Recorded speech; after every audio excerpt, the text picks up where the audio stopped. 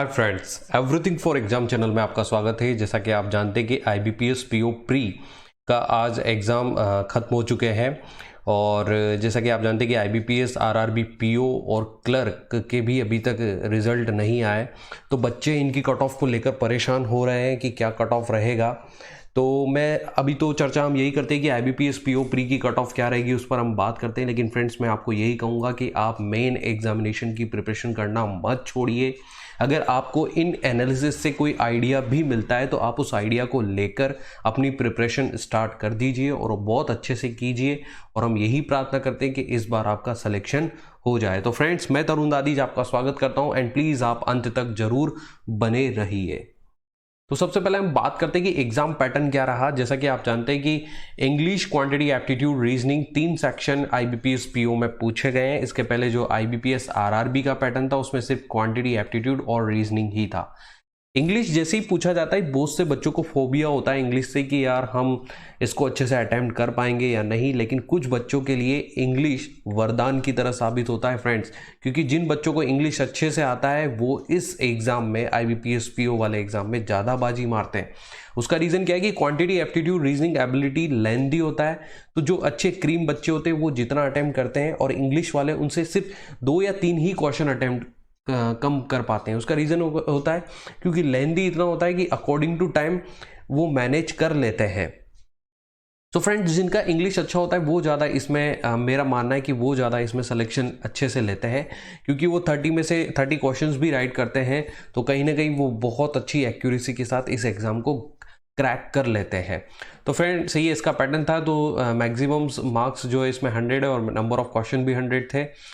35 questions तीनों sections में पूछे गए थे, जिसमें इंग्लिश में 30 क्वेश्चंस थे।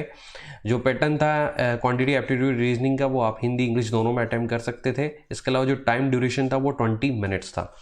आज हम जो एनालिसिस करेंगे वो 3, 4 और 10 अक्टूबर को जो एग्जाम्स हुए उसके बेसिस पर करेंगे। तो हम आगे चलते हैं। एग्जाम सीट्स के बारे में हम चर्चा करते हैं फ्रेंड्स। 2018 में आपको पता था कि 4102 सीट्स थी, 2019 में 4336 सीट्स थी, और 2020 में ये 1417 सीट्स है। आप साफ देख रहे हैं कि 2020 की तुलना में 2019 और 18 में लगभग 3 गुना सीट्स है। तो इस हिसाब से आप कह सकते हैं कि 2020 में बहुत कम ही सीट्स है। इससे आपको एक आइडिया तो हो रहा होगा कि कट ऑफ बहुत ज़्यादा जाने वाला है। तो फ्रेंड्स, ये हमारा बैड लक भी है कि दिनों दिन सीट्स कम होती जा रही है, फिर भी हमें अपनी मेहनत करना नहीं छोड़ना है। अब बात करते हैं एग्जाम एनालिसिस क्या रहा, मतलब जो एग्जाम हुआ है प्री का, उसके बेसिस पर हम एनालिसिस करते हैं। Reasoning, ability, quantity, aptitude, English, 3 section थे। तीनों का पेपर देखा जाए तो रीजनिंग, एबिलिटी और क्वांटिटी, एप्टीट्यूड इजी से मॉडरेट रहा। मतलब कुछ क्वेश्चंस इजी भी थे और कुछ क्वेश्चन मॉडरेट थे। और इंग्लिश का ओवरऑल पेपर इजी कह सकते हो, हल्के से कुछ एक क्वेश्चंस टफ मॉडरेट थे, लेकिन मैं इसको ओवरऑल इजी कहूँगा। जैसा हमको पता लगा है कि बच्चों ने इसमें बहुत अच्छा अटेम्प्ट किया है। वो कुछ बच्चे तो ऐसे भी अटेम्प्ट करते हैं कि वो कुछ आइडिया से उसको 30 तक अटेम्प्ट कर देते हैं, कुछ नॉलेज के बेसिस पे अटेम्प्ट कर देते हैं, और किसी को कुछ नहीं आ रहा था तो वो तुक्के के बेसिस पे भी अटेम्प्ट कर देते हैं।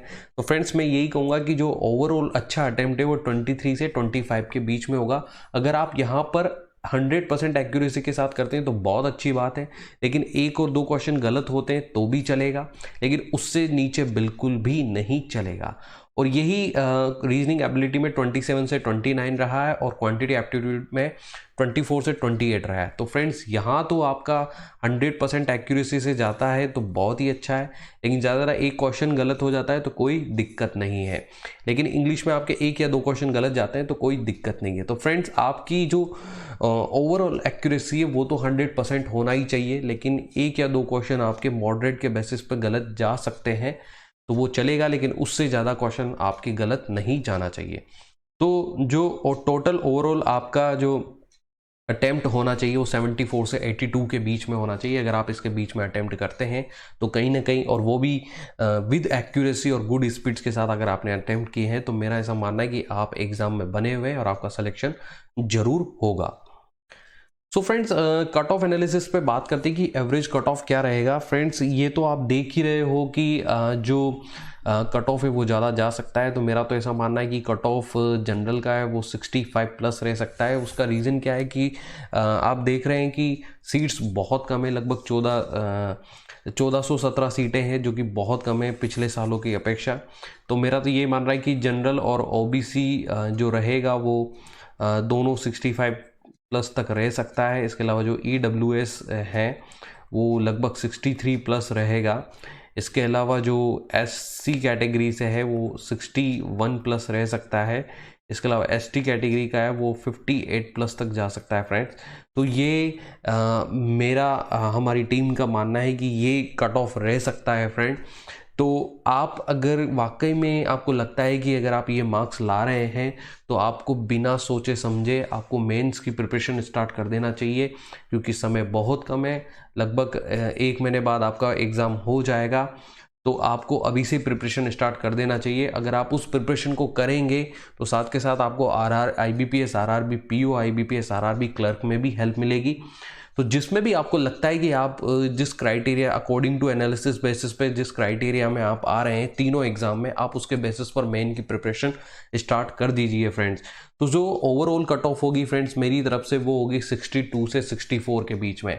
तो कहने का मतलब ये है कि 62 से 64 के बीच में ओवरऑल कट ऑफ रह सकता है। 65 प्लस मैंने बोला है, लेकिन कुछ प्लस माइनस भी हो सकता है, तो इसलिए वो 62 से 64 के बीच में रह सकता है फ्रेंड। तो मैं आपको यही कहना चाहूँगा कि फ्रेंड आपको इनके बेसिस पे अपने मेंस की प्रिपरेशन स्टार्ट कर देना चाहिए। और अब आपको ज़्यादा से ज़्यादा दिन भर में 5 से 7 प्रैक्टिस सेट्स जरूर लगाना चाहिए, और साथ के साथ करंट अफेयर्स रीड करना चाहिए, क्योंकि करंट अफेयर्स और साथ के साथ प्रैक्टिस सेट्स आपको एप्टीट्यूड, रीजनिंग और इंग्लिश में स्ट्रॉन्ग बनाएंगे, आपकी स्पीड और एक्यूरेसी को बढ़ाएंगे। और साथ के साथ करंट अफेयर्स, आपके जो भी लास्ट 3 मंथ के करंट अफेयर्स हैं वो आपके जीके के पोर्शन को बहुत ज़्यादा स्ट्रॉन्ग करेगा। तो इस बेसिस पे आपका मेंस में अच्छे से सिलेक्शन हो सकता है फ्रेंड। इसके अलावा आप जिसको भी फॉलो करते हैं उसको बहुत अच्छे से फॉलो कीजिए और बहुत अच्छे से स्टडी कीजिए फ्रेंड्स। तो यदि कोई संघर्ष नहीं है तो कोई प्रगति नहीं है। मैं आपको यही कहना चाहूँगा कि लाइफ में संघर्ष सभी को करना पड़ता है, लेकिन अगर संघर्ष से हम कुछ सीखते हैं और हमारी मेहनत में और हम प्रोग्रेस लाते हैं, हम उसको और अच्छे से मतलब कहने का मतलब अगर हम संघर्ष कर रहे हैं और संघर्ष से सीखते हुए हमारे टाइम टेबल में हमारी पढ़ाई में चेंजेस कर रहे हैं और हमारे फोकस को बढ़ा रहे हैं, तो आपको प्रगति जरूर मिलेगी फ्रेंड्स। तो थैंक यू फ्रेंड्स, मैं यही कहना चाहूँगा कि thank you for watching everything for exam, and please like, subscribe and share करना ना भूलें। Thank you.